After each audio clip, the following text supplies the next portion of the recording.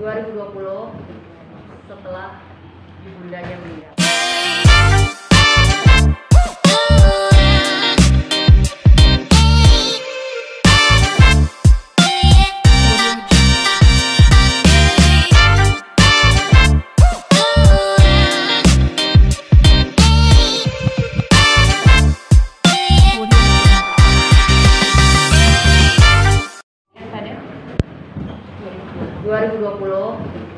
Setelah ibundanya meninggal, dan klien kami langsung membuat LP di Cirebon, Polres Cirebon Kota, 29 Agustus 2020. Kemudian berangsur-angsur kejadian lagi, baik berupa percakapan, chattingan di telepon, handphone, WhatsApp, yang kepada klien saya sangat tidak etis ya untuk dibacakan sebenarnya. Lu selipin pisau ke punggungnya, terus suruh hadapin gue. Kalau lu khawatir anak lu kenapa-kenapa. Percakapan seperti ini dilontarkan ke klien saya ini sebenarnya sangat tidak pantas. Kemudian percakapan yang berikutnya, bawain dia kunci Inggris atau pisau, tapi jangan lu temenin. Suruh ngadepin gue, nggak akan fatal gue janji. Nah, kata-kata seperti ini banyak lagi, masih banyak lagi yang sangat tidak pantas kepada klien saya, sehingga klien saya mengalami tekanan batin, psikis, maupun selalu merasa ketakutan, baik klien saya maupun putranya. Terhadap putranya pun, karena sering mendengarkan percekcokan, diperlihatkan secara langsung seperti nonton film ya. Jadi kasihan gitu loh. Sampai dia itu berontak. Dia umur 14 tahun. Berontaknya macam-macam. Namanya masih di bawah umur. Tidak terarah. Sampai akhirnya mereka adu pukul. Adu pukul terjadi di 2021. Di apartemen, sampai mengalami tangannya memar-memar, bengkak, dipelipis di tangan kanan dan kirinya. 23 Maret 2021. Adu pukulnya masih apa Mbak Fi? Ya? Adu pukulnya masih apa? Adu pukulnya antara ayah sambungnya dengan putranya. Ya. Baru sorry saya potong tadi. Itu pelaporan untuk yang di Itu di Polsek Pondok Aren itu udah ya. Sampai detik ini udah ada tanggapan dari mereka? Sudah. Pihak kepolisian, penyidik pun sudah memanggil? Sudah mengeluarkan surat penangkapan. Kita menunggu saja prosesnya, karena kita yakin pasti ini akan diusut secara tuntas. Mengingat korbannya adalah di bawah umur yang harus kita lindungi secara jiwa raganya. Dan itu percakapan-percakapan yang dilakukan macam-macam sekali. Ada lady boy sama anak sambungnya, masa ngomong seperti itu ya? Ini nggak pantas banget. Omongan bencong dari ayah sambungnya ke putra ya, dari Fajar ke malu gue punya anak mental bencong. Masa seperti itu seorang ayah sambung? Ya, mestinya kan menganggapnya seperti anak kandung sendiri, menyayanginya, melindunginya, mendidik yang baik. Tapi ternyata tidak seperti itu. Respon Bayun waktu saat mengetahui bahwa orang tersebut mengirim pesan seperti itu gimana? Ya, saya juga sempat kan setelah itu saya bilang, kamu bukannya kok, jadi dia tidak pernah merasa bersalah setiap apa yang dia lakukan, baik pemukulan ke saya, terusnya bicara kata kotor ke saya, itu abis itu kayak orang nggak ada apa-apa gitu. Jadi kayak nggak pernah ada merasa bersalah dia. Saya juga sempat ketemukan, apa sebagai orang tua kok kamu ngomongnya gini, ini dengan kamu mukul ke anak aja udah sikis dia udah ini kamu gitu. Apalagi bukannya kamu harus datang atau apa, kamu gimana sih caranya, atau kamu gentleman jangan pengecut gitu, terus kamu menyerahkan diri istilahnya seperti itu kan, tapi malah akhirnya dia mengancam. Oke. Ya, ini kan bukan sekali, 2 kali, 3 kali, tapi sudah berkali-kali. Bahkan sampai pada akhirnya anak pun jadi korban. Terlintas gak sih saat itu bahwa memang, sorry ya sebelumnya, mohon maaf, betapa bodohnya saya bertahan cinta. Iya, saya bodoh. Saya benar-benar apa ya? Itu saya bilang saya salah milih. Yang saya lihat, saya pikir dia itu agamanya kan ilmunya lumayan. Saya pikir bisa ngebimbing gitu kan. Ternyata ini pelajaran untuk saya. Pada waktu saya ketemu dia, saya nggak istighfar juga sama Allah, saya nggak izin. Saya cuma yakin bahwa dia agamanya bisa ngebimbing saya gitu. Nah makanya saya nyesel banget sampai kalau seandainya sampai akhirnya anak saya jadi korban. Dan pada waktu itu juga saya sakit sekali pada waktu 40 harian mami, maka mama saya belum kering. Itu yang saya laporin dia di Cirebon, dia bikin kerusuhan. Saya nyeselnya udah nggak bisa, saya udah merasa bersalah sama anak. Saya berdosa juga sama almarhum ibu saya. Itu saya nyesel. Jadi saya bodoh banget dari hidup dalam kekurangan sama dia. Saya dipukulin sampai babak belur, saya dihina juga gitu. Nggak apa saya baru terbuka gitu setelah anak saya yang jadi korban itu, saya nyesel. Saya malu, saya nyesel sama keluarga juga saya malu. Saya selama ini nahan, saya diem. Kalau ketemu orang juga saya nggak bisa ngomong. Oke, untuk proses hukum kan sedang berjalan ini. PR selanjutnya adalah, Mbak Yun ngeliat gak sih bahwa dari si abang ini, si Mas ini ada sedikit perubahan, jadi dia punya rasa lebih was-was, worry segala macam. Itu menjadi PR panjang gak sih berpikir dan seperti apa harus membenahi ini? Iya, jadi saya juga parno. Jadi anak saya kalau misalkan itu ini masih punya akses, takutnya nanti kita buka pintu dan ada 28 tiba-tiba dia udah depan pintu. Jadi ada kekhawatiran dia atau ketakutan dia ada gitu. Karena yang namanya juga walaupun badannya tinggi tapi dia masih umur 14 kan, dia psikisnya. Cuma saya bersyukur hari masih mau bela mama gitu. Sedangkan pada waktu anak aku merasa sakit pada waktu itu kan, waktu pertama kali Fajar tendang pintu kamar dan ngomong bangsat ke anak saya gitu suruh milih antara mami, anak, dan Fajar. Saya ikut Fajar tuh, itu aja udah nyakitin kan. Tapi hari alhamdulillah saya masih ada anak dan dia masih mau bela saya, itu aja sih gitu.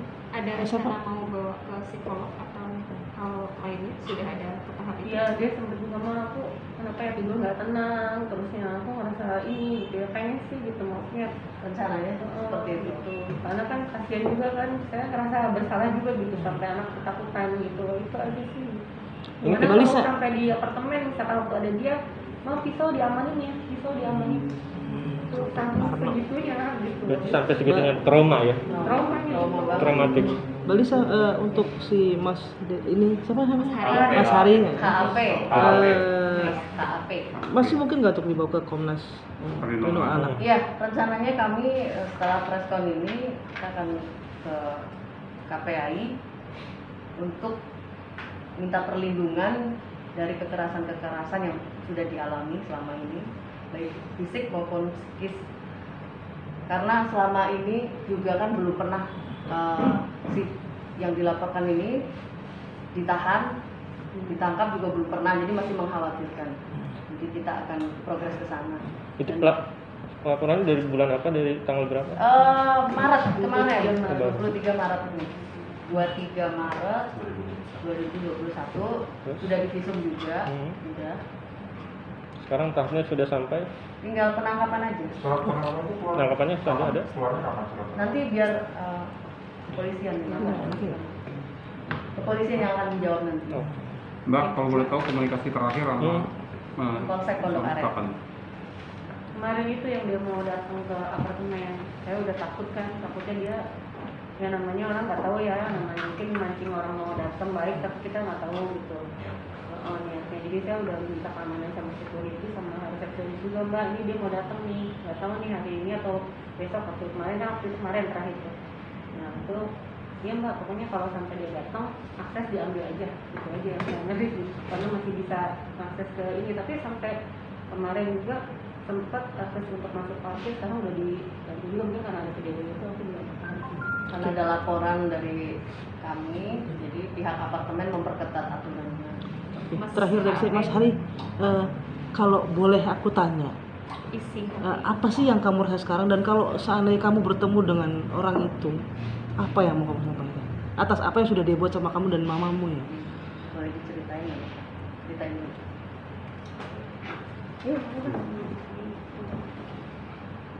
biar teman-teman tahu, biar seluruh Indonesia tahu kelakuan bapakmu sama kamu gimana. Ceritain aja nggak apa-apa.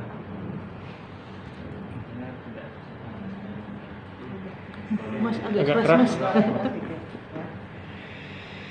Ini tidak pantas lah untuk disebut sebagai orang tua, karena omongannya aja sangat kasar, suka bentak-bentak, ngomongnya pakai nada tinggi. Enggak, itu bukan sekali dua kali doang. Jadi ya setiap hari kalau misalnya ada yang nggak seserak dengan hatinya, udah nada tinggi, omongan kasar keluar semua, omongan kelamin laki-laki, perempuan semua keluar semua, binatang semua keluar semua. Yang paling saya sangat marah sekali, ini terlalu menghina. Jadi apa ya? Menghina keluarga saya, katanya keluarga konyol lah, ini lah itu lah, terus menghina mama saya. Dan pas ribut-ribut itu dia ngomong nada tinggi, teriak omongan kasar, terus menghina. Makanya saya udah tahan selama 2 tahun. Ya, maju ke depannya dia bangun dari kursi. Dia kayak orang ngomongnya kayak orang nantangin. Apa lo? Ngomongnya agak keras di depan muka saya. Dia dorong dulu. Saya hampir mau jatuh karena di belakang ada tembok. Terus di situ apa namanya, pukul-pukulan lah kayak gitu. Dia mau merangkul saya, mau tadinya mau nyeleding karena saya udah megang rambutnya dia dulu. Dia kepalanya di bawah, kepalanya di tengah-tengah, jadi supaya dia nggak bisa nyeleding saya, mama saya di tengah. Itu pas ribut-ribut, mama saya sempat didorong, dipukul-pukulan. Saya mukul dia mukul bawah mata saya ini sama ini saya. Terus yang paling sakit-sakitnya saya lagi mukul, cuman dia nangkis, tapi bukan beneran nangkis gini. Dia nangkisnya sambil kayak orang mukul gitu, jadi saya terpelanting kena meja magnet. Terus saya karena mungkin saya sakit, jadi saya mukul pakai tangan kiri. Dia nangkis, ini agak sakit kemarin pas itu biru, terus agak merah. Itu udah sangat parah sekali. Saya udah berontak selama 2 tahun. Saya udah capek dengerin omongan kasar, omongan menghina, mukul ya. Udah bukan sekali 2 kali ya kan, lebih tuh. Udah sering kayak gitu. Terlalu di depan anak. Dia ngomong nggak bisa pelan, nggak bisa. Saya udah bilang belajarlah ngomong pelan, ngomong ini, tapi dia nggak bisa. Dia ngomong yang tidak sesuai hati dia ngomongnya kasar, keras. Apalagi kalau misalnya dia udah kalah debat, pasti menghina. Mas Hari, maaf tadi belum terjawab. Jika bertemu dengan ayah, mungkin apa sih yang mau kamu omongin dengan Seandainya nanti ketemu, apa yang mau disampaikan? Masuk penjara. Apa yang mau? Pengennya Iya, kalau ketemu apa yang kamu lakukan? yang diadil sana sekarang ada adilnya. Ya saya pengen ya ini masuk penjara aja. Saya nggak ada yang mau diomongin apa-apa karena saya udah Terlalu banyak perlakuan. menyakitkan sekali lah. Jadi ya saya pengennya diajarkan secara seadil-adilnya. Mas Ari, ini berarti kan selama 2 tahun penganiayaan terus, akhirnya puncaknya di tahun ini ya. Dia baru mengadu ke mama atau ibu sudah tahu sebelum tapi takut untuk Jadi speak up atau gimana gitu. kejadian ini Mas, itu mereka di apartemen bareng-bareng masih satu rumah. Tapi puncaknya saya udah berulang kali kan dianiaya, terus sampai biru-biru, terus saya juga dimaki-maki. Saya masih maafin, tapi karena sudah kena anak saya, kayaknya saya betapa bodohnya saya gitu, kalau sampai akhirnya ini sampai anak saya mau dikorban, itu yang saya nggak terima. Saya seorang ibu mas, gimana pun juga saya aja nggak pernah memperoleh anak. Itu aja, saya sangat menyesalkan sekali bahwa kemarin yang saya beri kesempatan ke dia gitu, dengan anak saya kejadian saya nggak sebanding gitu. Jadi saya gimana pun juga saya kesel banget kalau sampai akhirnya sampai anak saya jadi korban. Ini Mbak, tapi muncul apa sih Mbak yang buat pemula ini Mas? Pemula ini melakukan KDRT Mbak terhadap Mbak sendiri? Jadi dia itu selalu memicunya gini, kita misalkan kalau ngomong dengan normal ya gitu, dengan siapa aja, itu kan kita bisa saling menghargai ya kalau orang bicara atau enggak. Kalau dia nggak, misalkan kita lagi mengomentari sesuatu atau hal yang lagi sepele aja gitu, tapi kalau sudah tidak mengenal di hatinya dia gitu, dia langsung nadanya tinggi, ngegas, terus langsung main tangan, terus menghina dulu. Pokoknya aku mau ngomong kata-kata kotor dulu sampai ada ribut, terus nanti ada komentar. Jadi kadang-kadang permasalahannya masalah sepele yang kita lagi mau ngomentarin sesuatu pun pasti gitu. Jadi saya kalau udah dia nadanya tinggi pasti ribut. Saya udah diberikan dulu kok. Gitu. Itu sejak kapan Mbak kejadiannya Mbak? Dari mulai pernikahan kayak gitu, setelah nikah 2019 sampai 2020. jadi kayaknya udah kayak karakter ya, tadi dia udah nggak bisa bicara yang normal gitu, maksudnya kita baik-baik lah gitu. Maksudnya segala sesuatunya apapun kalau sudah tidak mengenai hati dia, nggak selalu dia begitu. Jadi nggak permasalahan apa aja, masa sepele apapun berat pasti seperti itu. Jadi langsung Maaf kalau mengulang gitu. Sebelum akhirnya topengnya terbuka seperti itu, dulu ketika bertemu dan akhirnya memutuskan menikah itu dia latar belakangnya apa sih? Mungkin dulu seperti apa, sebagaimana baiknya sebelum terbuka topeng itu gimana boleh cerita sih? ya kalau dulu pernah ikut sama mami sih, jadi pernah ikut sama mami di rumah Cirebon, di rumah Pondok Indah. Ya dulu kan tahunya kan dia memang agamanya lumayan gitu kan. Waktu zaman masih kita 16 tahun, saya dia 20 tahun, saya 19 tahun kan gitu. Terus ketemu lagi tahun 2006 terakhir, terus dengar katanya udah ini ya apa nulis gitu kan.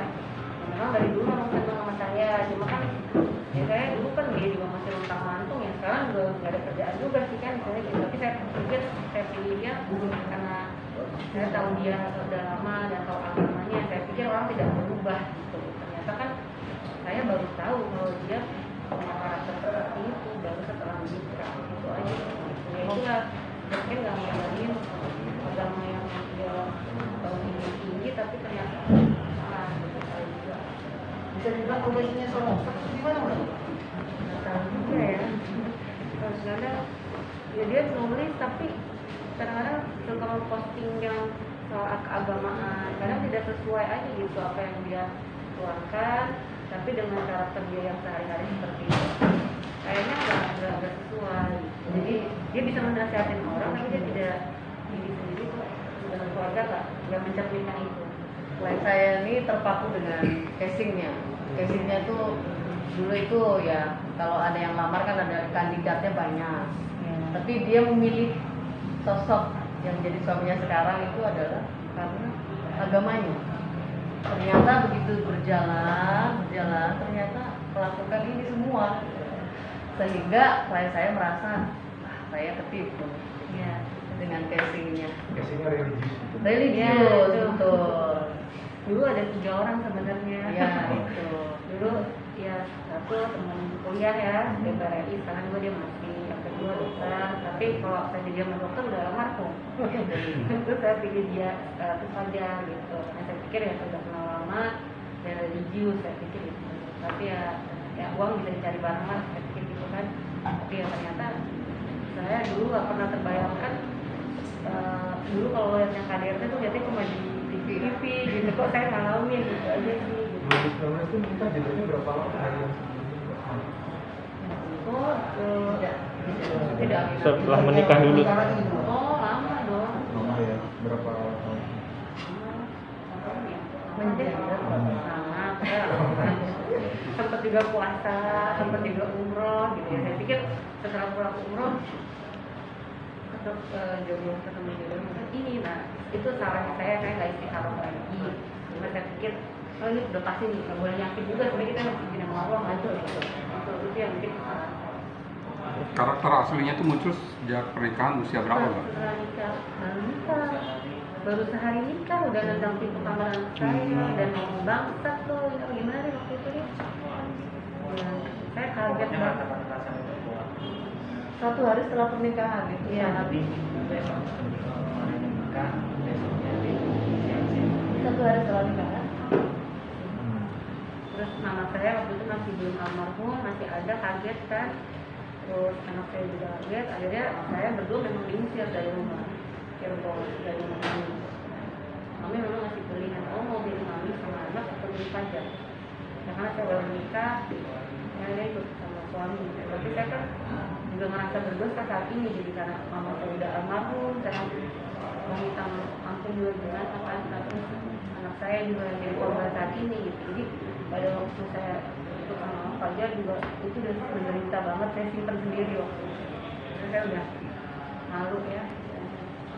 Kemudian saya ternyata saya sampai ngebelain ibu sama anak cuma demi Fajar. Jadi saya akhirnya hidup dengan kesulitan, saya terima sampai saya juga di aniaya babak dulu. Sempat saya juga waktu di kembang mau dilempar dari balkon dan saya udah takut. Sampai lah ya, cuma kan dia udah ada macam kayak gitu udah kenapa saya dari balkon. Oke. Selama ini yang menafkahi dari awal itu siapa? Ya, memang waktu itu ya Fajar memang belum ada pekerjaan karena dia terobses pengen menyayangi adiknya kan gitu. Nah, dia pengennya langsung hidup jadi inilah. Tapi kan kalau berpengakuan saya udah bilang jangan dulu kamu mengorbankan semua orang untuk obsesi kamu, untuk ambisi kamu kan. Akhirnya terlilit hutang banyak banget. Kadang kalau misalkan nggak ada, saya juga yang saya udah kayak bumper aja gitu. Jadi kayak kan yang lobby misalkan, udah kamu dulu ya nanti saya bayar. Nah belum tahu kapan bayar. Sampai ada dari teman-teman saya juga yang udah 2 tahun belum gini. Saya yang mengalami gitu. Makanya saya bilang, saya udah cukup ya, saya nikah sama kamu, saya menderita, saya kelar. Saya nggak apa. Saya bilang gitu kan, jangan sampai saya udah cerai, jangan bikin kamu saya dibikin. Kalau dibiarin semua utang-utang ini. Saya selama kita nggak pernah diapain lah ya sama suami. Iya, secara lain. Ya ada tapi ya banyak. Pada mama saya juga sampai pensiun mama saya juga masih dibantu saya tiap bulan sama mama saya. Selama waktu mama saya masih ada.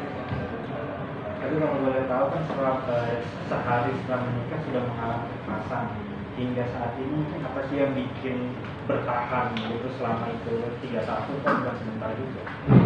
Iya, makanya jadi saya juga nggak tahu karena kan saya waktu pas setelah diusir itu saya kan udah saya telan sendiri gitu. Saya ngadu ke keluarga juga, apalagi ke mama saya malu kan saya gitu. Tapi kalau mama saya nggak ada, terus saya juga bilang ke abang saya yang buta gitu. Itu udah berulang kali, udah selesai tinggalin. Cuma saya tetap ngotot. Jadi apa ya? Saya nggak bisa dibilangin lah gitu. Makanya saya juga nggak ngerti ya, banyak kata-kata dia yang ngegombal juga, saya nggak tahu. Akhirnya saya maafin dia lagi. Dia cuma bilang yang pertama itu dia bilang tolong kasih kesempatan saya lagi, bantu saya untuk ke ulama, untuk saya ke psikiater juga lah katanya gitu. Mereka nggak tahu dia kenapa gitu kan, ada apa gitu. Tapi kan saya kaget juga gitu. Terus dia minta dikasih kesempatan lagi untuk damping saya, dia udah saya maaf. Saya pikir ya bener, setelah dia bikin surat pernyataan kalau sampai ada terjadi lagi dia siap untuk dipidanakan. Saya pikir tapi ternyata terus berulang. Dan saya nggak terima terakhir anak saya jadi korban itu aja. surat pernyataannya 6 September 2019. Ya. Setelah itu lakukan lagi, Mbak? ya Terus harus itu kan 2019 surat pernyataannya, terus sampai 2021 sekarang. Tadi mana ya? Terakhir Oh ketemu ini kekerasan 6 September. Kenapa? itu surat pernyataan ya. Saya diudahin, saya dicekek, Surat pernyataan ini dibuat pas setelah menikah. Ya, bacain ya. Aku Fajar Umbara berjanji. Aku Fajar Umbara berjanji tidak akan menzolimi istriku lagi dengan cara fisik maupun psikis, baik berkata keji, meludah, memukul, mencengkram, mendepak, mengancam, dan seterusnya. Demikian pernyataan ini aku buat dalam keadaan sadar dan ikhlas. Dan jika aku melanggar, maka aku siap dipolisikan. Karena memang ini kejadian buat pernyataan memang kita belum LPK.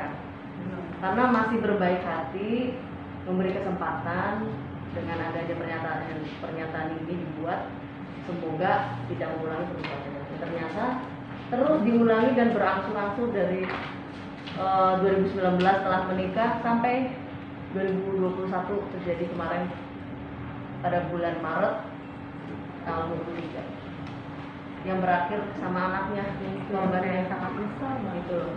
Awalnya nih ibunya terus kan diserang, terus ibunya terus jam 2 malam disuruh berantem, ngeladenin sofa diseret dari sana suruh keluar, disuruh ngeladenin berantem jam 2 malam. Dia selain saya nggak mau, akhirnya melawan terus, diseret-seret lah segala macam, sampai akhirnya putra tercintanya pukulin tangannya, luka, babak belur, pelipisnya. Akhirnya ibunya meleraikan sampai didorong sampai kena tembok kepalanya. Itu nggak merasa bersalah. Dan sampai di situ nggak merasa bersalah, malah masih ngancem-ngancem di percakapan. Iya, akhirnya dengan kejadian ini karena sudah memakan korban putranya sendiri, akhirnya nggak terima klien saya, langsung dilaporkan ke Polsek Pondok Aren karena saat itu kan mau cepet-cepet kan, anak sudah kesakitan yang terdekat, jadi nggak kepikiran mau ke Polda atau ke Polres Jakarta Selatan. 23 Maret 2021. Oke, ada tanggapan nggak dari pihak keluarga Mas Fajar sendiri mungkin dari awal sebelumnya sampai dengan hari ini sudah dilaporkan? Sudah visum juga. Nggak pernah tahu keluarganya Panti. Saya nggak pernah cerita ke mamanya siapapun, nggak pernah. Saya pendem sendiri aja. Nah, tapi status pernikahan sekarang masih suami istri nggak? Sedang proses. Oke, Sedang proses juga. Artinya mau mengajukannya kapan Mbak? Dalam tempo dekat ini apa mengurus ini dulu atau gimana Mbak? Secepatnya diurus. Yang penting yang paling utama ini ya LP-nya ini jalan dulu karena menyangkut Keselamatan psikis dan keselamatan putra tercinta. Jadi gugatan cerainya sudah masuk ke pengadilan. Belum. Baru mau. Oke, terima kasih semuanya. Itu ya cukup. Oke. Benar ya?